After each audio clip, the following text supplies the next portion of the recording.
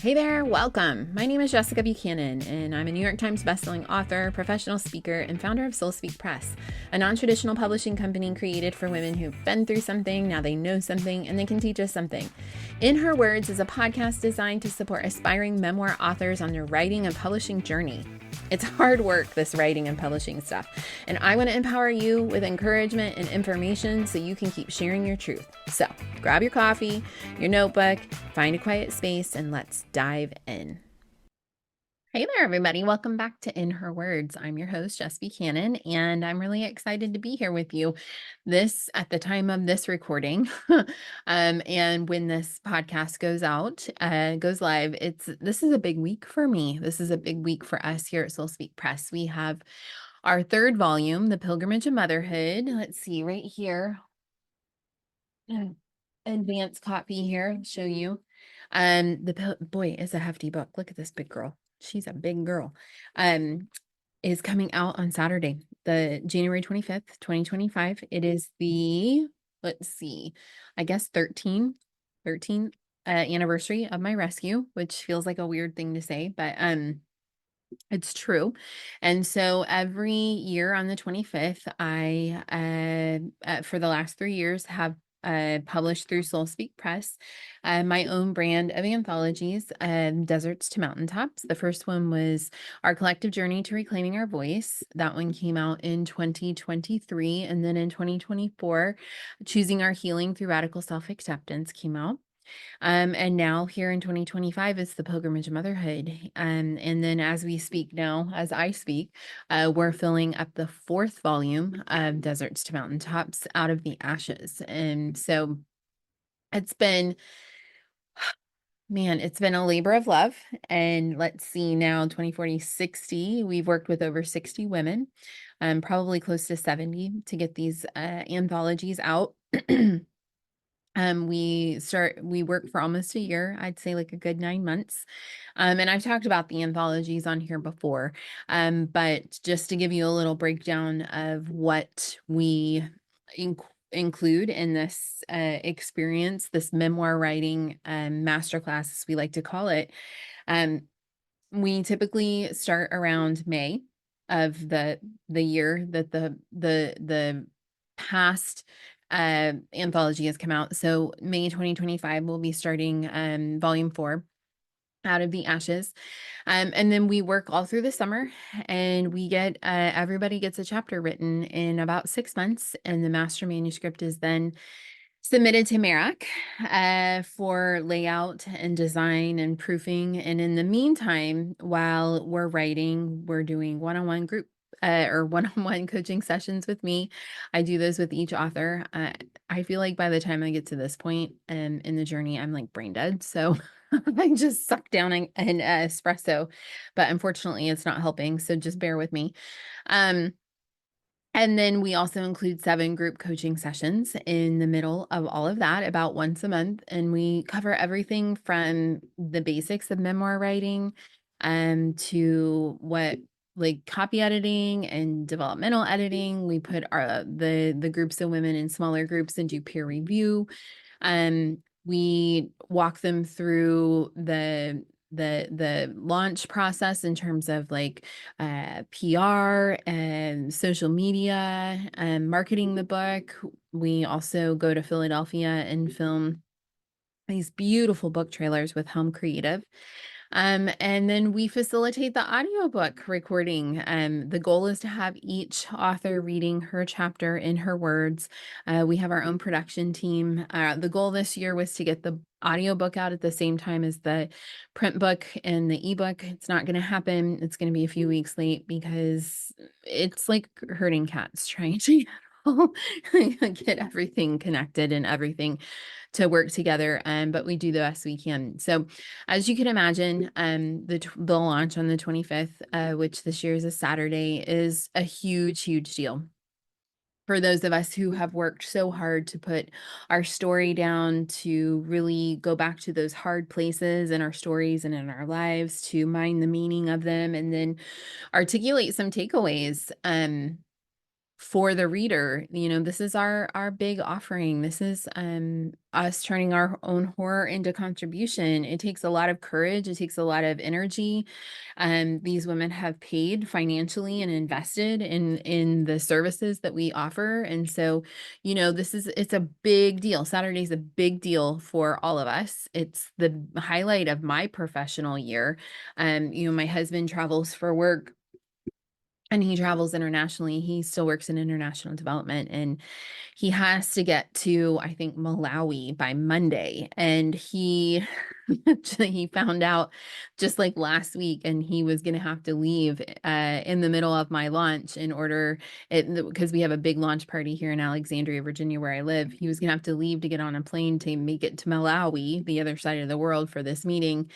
But he knows what a big deal this day is for me. And so he moved things around and took another flight so that he wouldn't miss the launch and could just leave really early Sunday morning, which I kept telling him I didn't care, but I actually did. So I'm pleased that he did that, and he's going to be here to support me, which leads me to what I want to talk about today.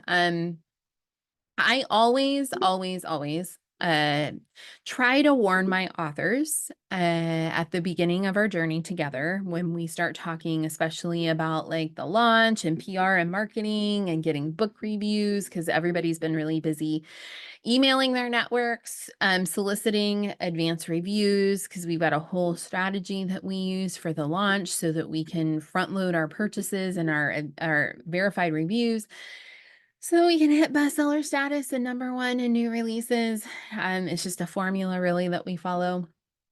And this always happens. Someone, if not multiple people, will pop into the WhatsApp chat and say, hey, I'm really bummed out. I'm really sad because I was expecting so-and-so, my best friend, my sister, my mom, somebody very close to me, to show up for me, to read my chapter, to have feedback, to say something, like, great job. I can't believe everything you've been through. You're so strong, like anything. And instead they hear crickets, silence. You can hear a pin drop. And I try to warn everybody that there's the potential of this happening. And if it doesn't happen to you, well, that's amazing. And you are so very lucky. But I have been through this, and I have been through this, and I have been promoting myself and creating things out in the public sphere, between podcasts and books to speaking events. And I have just grown a really thick skin, but I know what it feels like to not feel supported by somebody that you actually are really surprised didn't show up for you. And it hurts. Actually, it hurts like a mother. And even and I'm not going to go into detail on this, but I had someone very close to me who has always shown up for me, and didn't this time around. And I was surprised and hurt, and I shared that with them. I was actually very honest and transparent, and it was a larger conversation. So it wasn't just about the book or the book launch or the book launch party. So that all got lost, I think, in the larger conversation that needed to happen.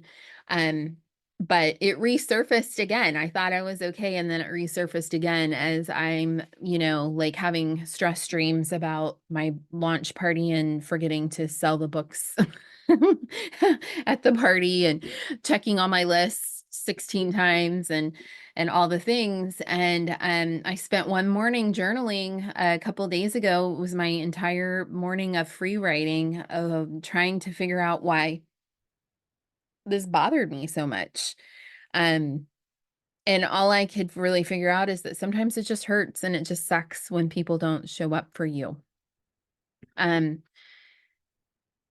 Especially people who, you really value their opinion, and people that are, hold a different place in your life, and, kind of take on a responsibility that is greater than just an acquaintance or just a casual friend. It can be really disappointing. And so I wanted to give you 5 ways that I manage this disappointment.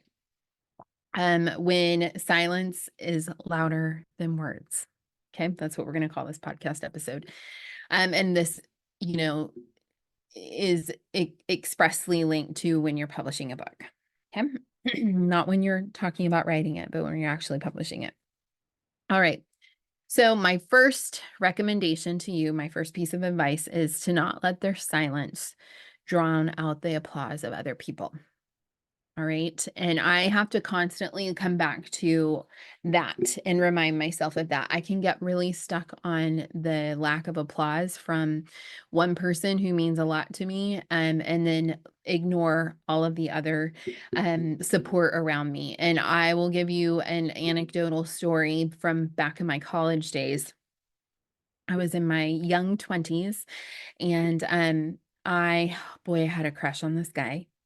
And we were friends, and we were all kind of, there was like a bigger friend group, and a couple of my friends, my girlfriends, had organized a surprise party for me on a Sunday night for my birthday. And I was completely surprised. And I get there, and I'm pretty sure all I said and all I could think about was, where was this guy? Why wasn't he there? When was he coming? Well, had he been invited? Did he say he was coming? And all of the, like, of course, I'm just completely self-centered in my early 20s. And now I'm like, think back to that time and am like completely appalled and embarrassed that I acted that way.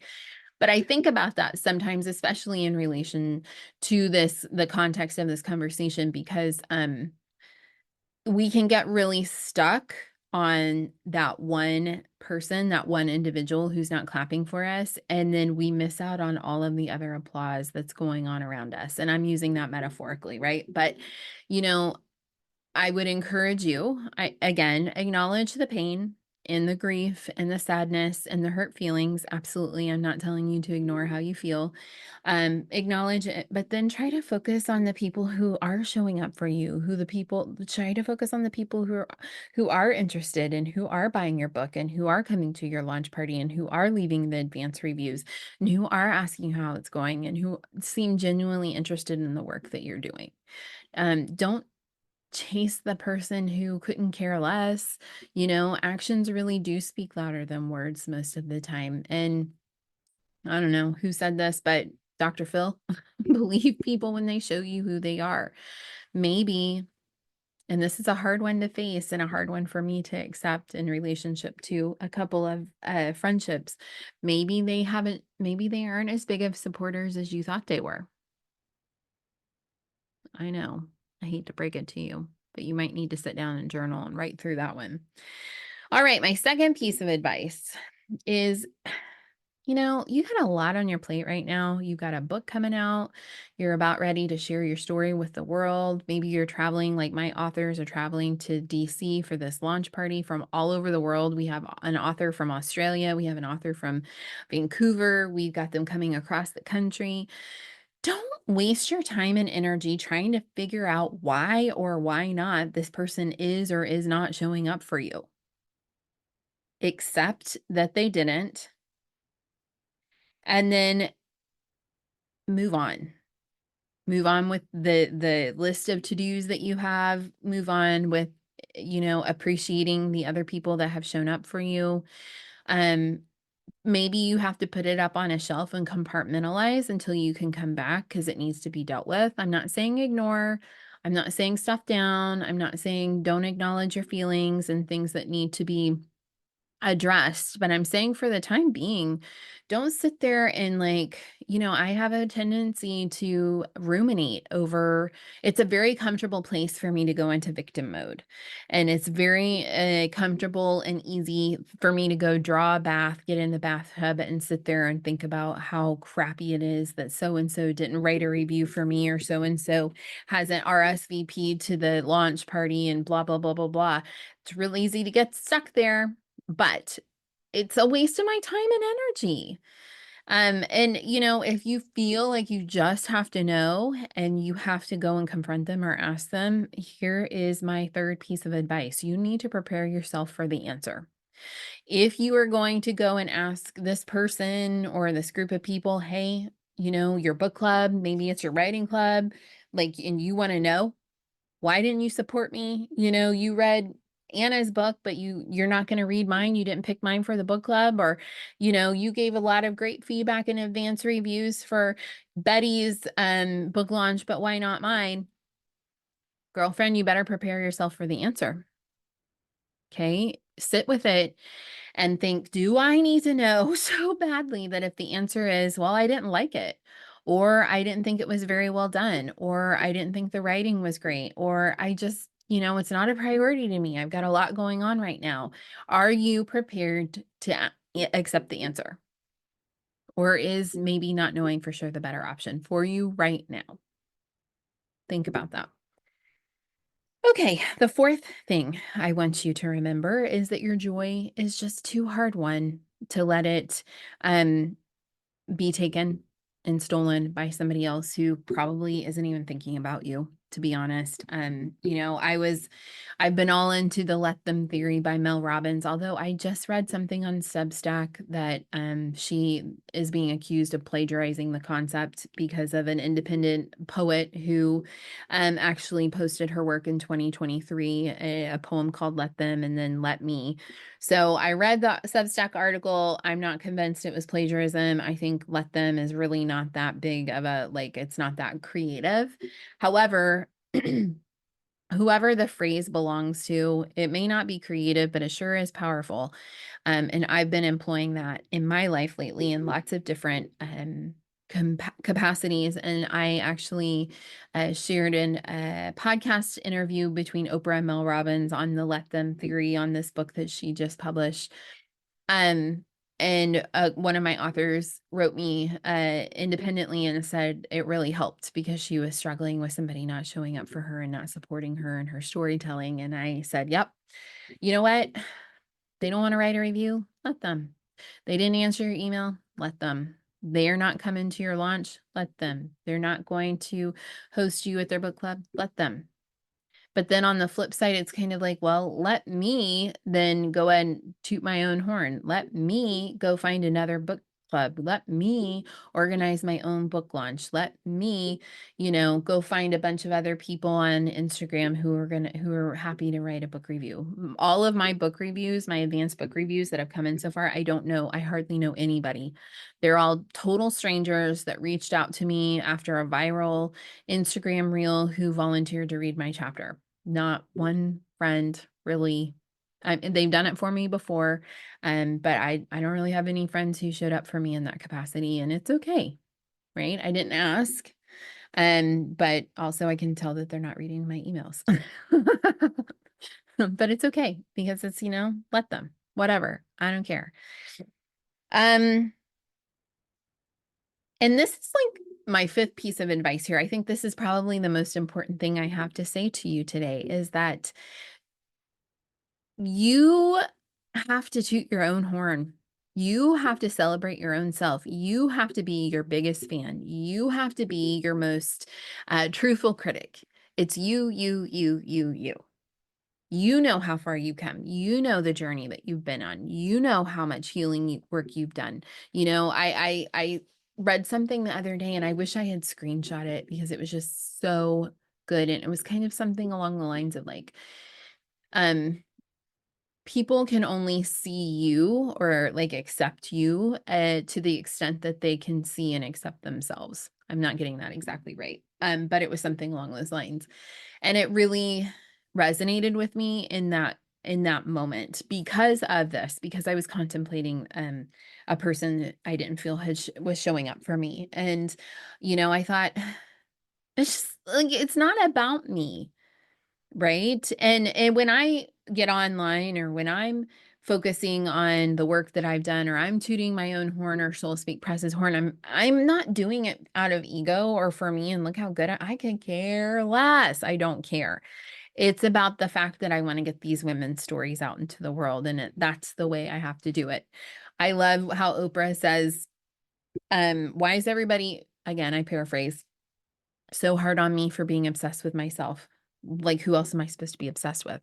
And I am obsessed with these women's stories. I am obsessed with Soul Speak Press and the work we're doing out in the world. I'm obsessed with my purpose. I'm obsessed with showing up in an authentic and vulnerable way. I'm obsessed with disseminating as much information as I can so that you authors out there can be empowered, so that you can get the word out, so you can share your stories. Because to me, sharing our stories is the biggest form of advocacy that I know.